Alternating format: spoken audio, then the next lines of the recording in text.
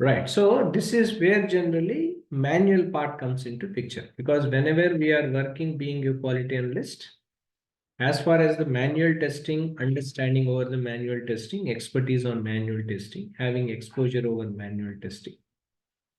So we prepare test cases, test plans, all that. We have templates which were readily available for the organizations in the organizations, as I shown earlier to you, right? So you know that, right? So, but there may be some slight variation from one document to another document. Minor changes might be, but majorly, as a whole, the application looks same. Sorry, documentation looks same. Now, when it comes to the automation part, right? So when it comes to the agile part, in spite of using documents and all, there is a tool which is called Jipper, which normally we use. So by using this manual testing and all, whatever the results were identified, that has to be reported to the development team by analyzing all that. This is one area of quality analyst. Being a quality analyst, we must be good with. Next one is about being a quality analyst. We must be good enough with automation testing also, because automation testing, where we use a tool called Selenium, as I stated some time back, as I mentioned you, a tool called Selenium will be there. Using that Selenium and all, whatever the piece of code was written by the developer, we have to make sure and we need to see whether the quality of code written by the developer was right or not. Is there any bugs were identified? These bugs were identified depends on the test cases. What is that we have prepared? Because let's say, for example, there is a login page we are creating. There is a structure of login page where everything should be on place, right? So there must be some user ID, password, fields must be there. There must be a submit button. There must be a cancel button, right? So everything should be on place. So that should be the same when they are creating some user interfaces. Let's say because any application is being connected with different layers. Last time also I told you, right? So presentation layer. Presentation layer means whatever the user interfaces we create. Let's say, for example, whatever that you are seeing on the screen.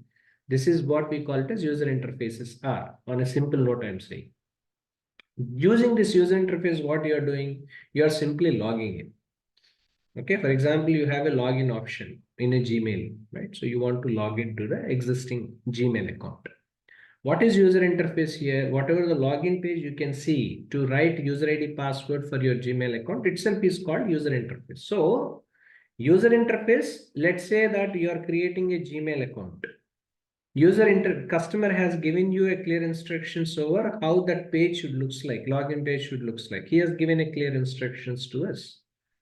Exactly the same which developer has to done. Developer means I'm talking about user interface designs, because testing of the activity, it's not something confined only for code, because most of the people have some misconception over here, because testing is an activity which is not something confined only for coding, because coding, of course, quality of code was written by the team or not, that we have to test anyway, that is needed, that is required also.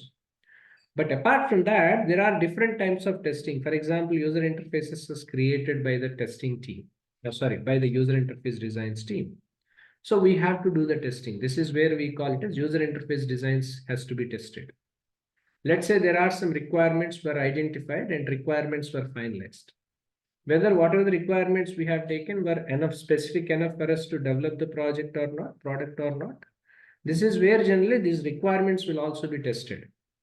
So testing is not something confined to any of the code. Whatever the code are we uh, doing and all, this is not something confined to that level, but it is also important for us to understand about the quality of the process, whatever we are performing, which is not something confined only for coding part.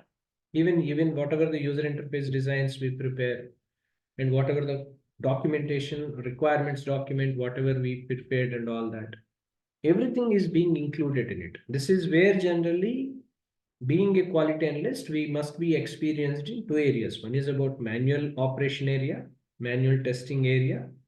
At the same time, automation testing area. This is where generally analyzing and reporting the test results, which was performed by the development team or maybe business analyst team or so. But before the test results, how this test results should appear. This is where generally this manual testing part come into picture.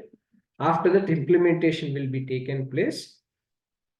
To what extent we have decided was done by the development team, that comes under pre and post. I can say testing can be categorized into two parts. One is pre and post. Pre means before you are going for development, pre-development, whatever the activities we are performing, being from the testing side, that is required, being a quality analyst. Post means once the development is doing, or during the time of development, or once the development is done, whatever the activities to we are identifying to perform, whether the quality of code was written by the developers or not, comes under post, right? So pre and post. So both understanding over pre and post must be required for a quality analyst, so that they must be having an awareness over manual testing, equally in automation testing. At the same time, by understanding the quality standards, if any, because organization to organization, in the beginning time I have told you, there are different quality standards which we have to be followed. Either it can be either it can be ISO CMM standards, Six Sigma standards, right? Green different standards we follow, organizations follow.